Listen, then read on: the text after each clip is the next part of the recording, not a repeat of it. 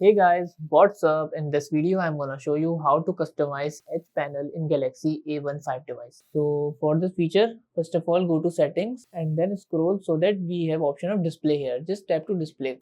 After that again scroll, as you see we have option of edge panel here. Just enable this feature by the way, and then as you see we have edge panel here. But if you want to customize this, so all you guys have to do just tap to edge panel, and here we have panels. So right now the apps is now set. We can also choose peoples. We can also choose smart select, task, weather. Let me show you weather.